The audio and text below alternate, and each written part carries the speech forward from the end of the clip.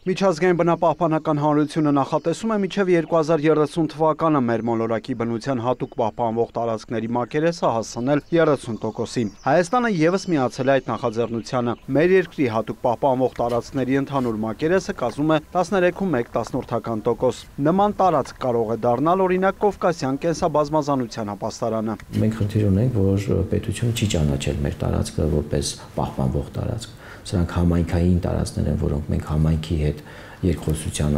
միջոցով պահպանում ենք այս տարածքները, բայց պետական ոչ մի ստատուս եւ նշանակություն դեռևս չունեն։ Վայրի բնության եւ մշակութային արժեքների պահպանման հիմնադրամի կողմից կառավարվող ապաստարանը մեծ նշանակություն ունի Հարավկովկասյան կենսաբազմազանության պահպանման հարցում։ Պահպանվող տարածքը այն կենսական ռեսուրսն է, որը ապագայի սերունդների համար է, որովհետեւ այդտեղից է գալիս մաքուր օդը, մաքուր ջուրը,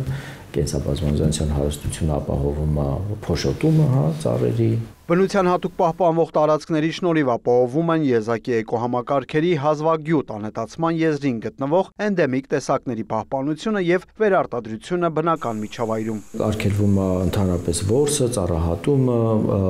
որևէ տեսակ տնտեսական գործունեություն իրականացնել, հանքարդյունաբերություն կլինի դա, թե, չգիտեմ, փոքր հիդրոկայան ստեղծել, կառուցել,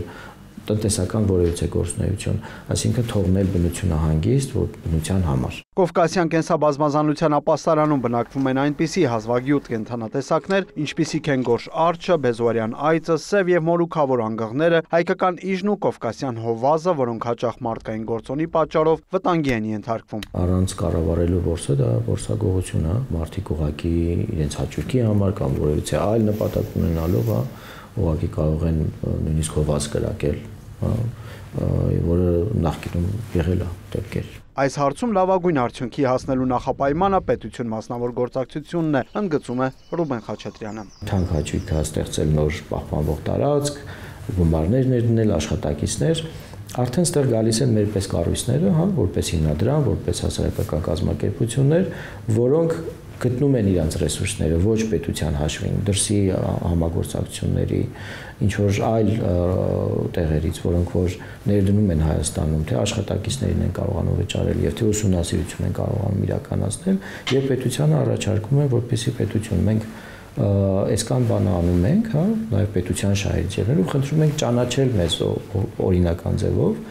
պետականորեն, որպեսզի այս տարածքը նաեւ պահպանության տակ մնա, կայուն մնա։ Վերջին տարիներին բնության հատուկ պահպանվող տարածքներին, ազգային պարկերին, բնության հուշարձաններին, արգելավայրերին եւ արգելոցներին ավելացել է ևս մեկը համայնքային պաշտպանվող լանդշաֆտ տեսակը։ Ուրույն Մկրտչյան, Արամ Հարությունյան, լուրեր։